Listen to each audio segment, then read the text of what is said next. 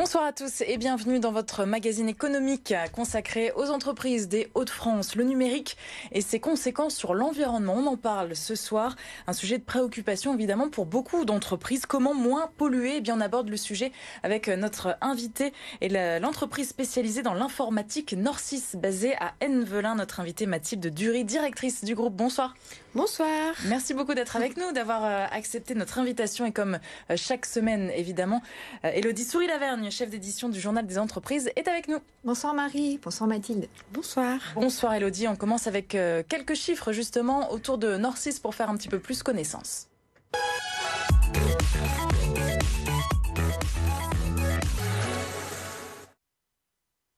C'est une entreprise qui a vu le jour en 1994 grâce à Sylvain Brezard.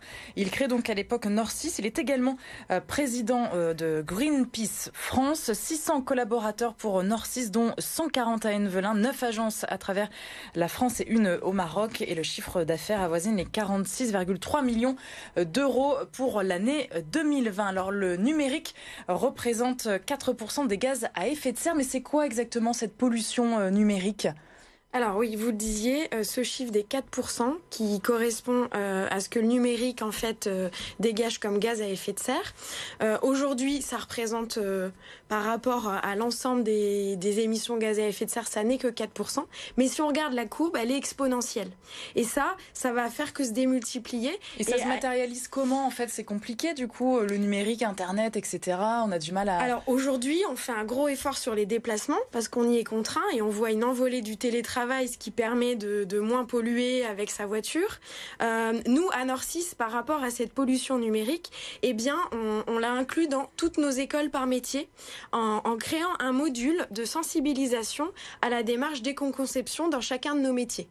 Et donc nos métiers dans l'informatique, ça va de la conception d'un logiciel, et donc on décrit un certain nombre de fonctionnalités utiles ou pas, ou à forte valeur ajoutée pour le client, à développer le logiciel en faisant en sorte que le code soit réutilisable à l'avenir.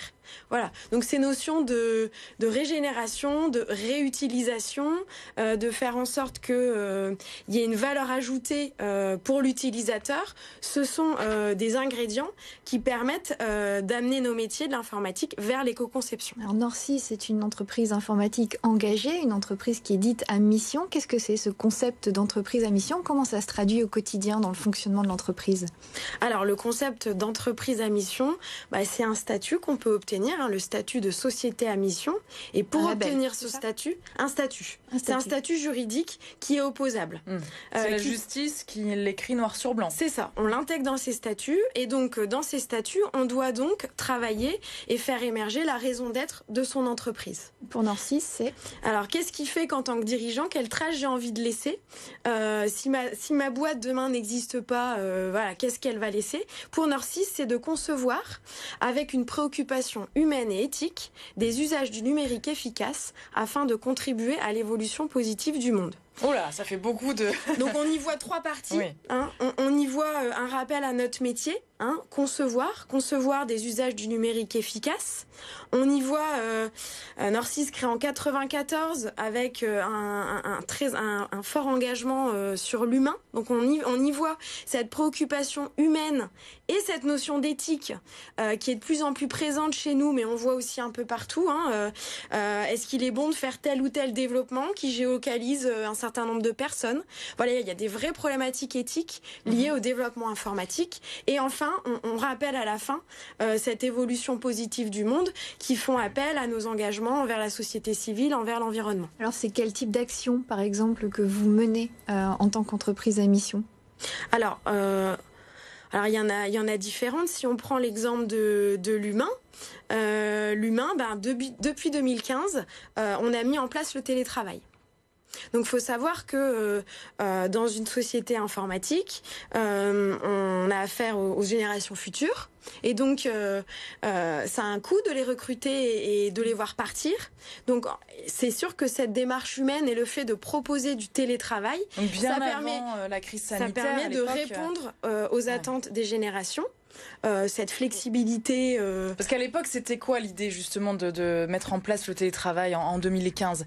L'objectif, c'était quoi ? C'était pour le confort des salariés ? C'était pour réduire les déplacements du coup en voiture ? C'était quoi ? Ouais, il y a plusieurs effectivement sources de motivation, mais en fait, le principe de départ, c'est de dire qu'une entreprise elle a les moyens d'anticiper et de réagir vite face à des situations qu'elle observe. Et effectivement, les générations futures, quand on les écoute, elles ont besoin de flexibilité pour trouver du sens dans leur boîte. Et on sait qu'on est en recherche de plus en plus de sens. Donc, de pouvoir choisir ses horaires, de pouvoir moins se déplacer, c'est à la fois une action, on va dire, qui va vers l'humain, la préoccupation de l'humain, mais aussi une démarche environnementale de dire qu'en faisant 2 jours de télétravail, tu éviteras tes allers-retours Lille-Centre, Envelin en voiture diesel. Ouais, alors, à l'époque, vous aviez... On parlait de sens justement de l'humain, de la préoccupation humaine dans l'entreprise, au cœur de l'entreprise. Quand vous choisissez les actions que vous menez en tant qu'entreprise à mission, est-ce que les collaborateurs sont partie prenante, ils participent au choix, ils sont force de proposition ? Comment ça se passe ? Alors déjà, la raison d'être de Nord6, elle a été conçue avec différents organes de gouvernance de l'entreprise.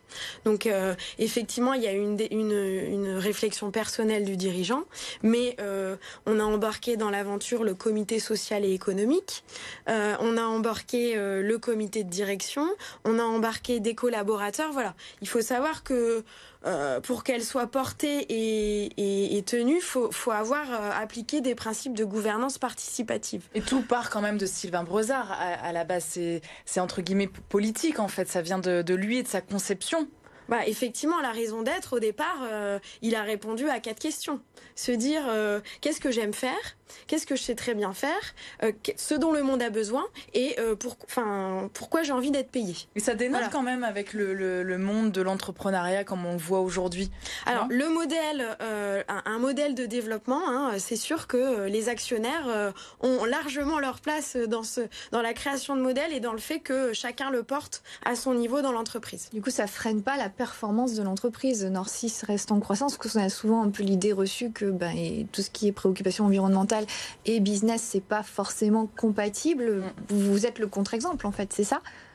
Ouais, on est vraiment, c'est vrai qu'on nous challenge beaucoup là-dessus, et c'est pas parce que on a une démarche de tendre vers plus d'humains dans l'entreprise, de tendre vers plus d'environnement, que l'économique il a pas sa part, parce que c'est justement parce qu'on gagne de l'argent qu'on a la latitude de proposer d'autres projets qui touchent l'environnement et l'humain. Il y a cette notion de perma-entreprise aussi qu'on retrouve beaucoup chez vous. C'est quoi exactement cette notion ? Comment on peut définir vraiment très, très rapidement ? Alors, la perma-entreprise, justement, pour aller vers ce nouveau modèle de développement, on passe par faire émerger une raison d'être, par l'inscrire dans ses statuts et y mettre des indicateurs.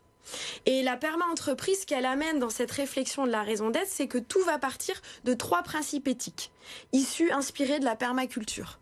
Les 3 principes éthiques, ce sont les suivants. Prendre soin des humains, préserver la planète et sa biodiversité, et limiter les surplus et redistribuer les richesses.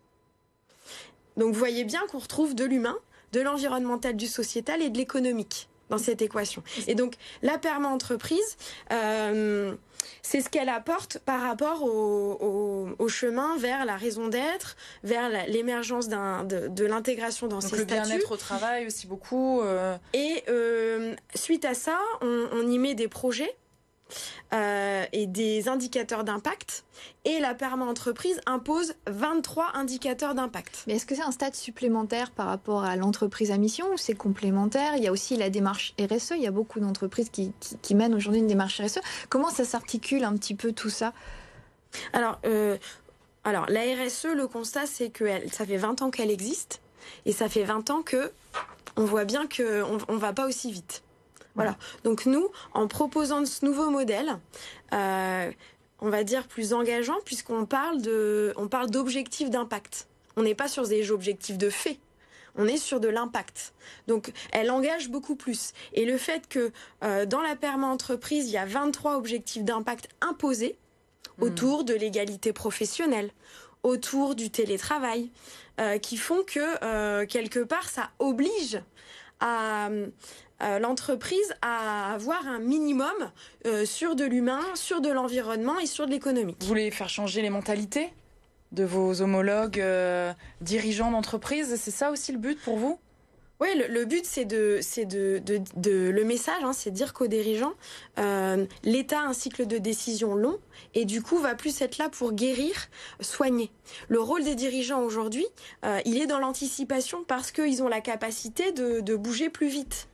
Donc voilà, le message c'est qu'on est encore plus responsable de ce qui se passe aujourd'hui et qu'on a justement les leviers pour agir plus vite. Et comme Nord6 a une certaine expérience en la matière, est-ce que l'entreprise pourrait en accompagner d'autres qui souhaiteraient suivre la même démarche, le même chemin? C'est quelque chose que vous faites peut-être déjà, je ne sais pas. Alors aujourd'hui, on accompagne des réseaux de dirigeants, on va dire amis. Moi, je suis présidente du CJD Lille et donc dans ce cadre-là, on accompagne 2 groupes d'une dizaine de dirigeants chacun pour les accompagner vers le chemin de la perma-entreprise. Et dans l'Ouest, on accompagne aussi des dirigeants qui font partie des dirigeants responsables de l'Ouest pour expérimenter ce modèle.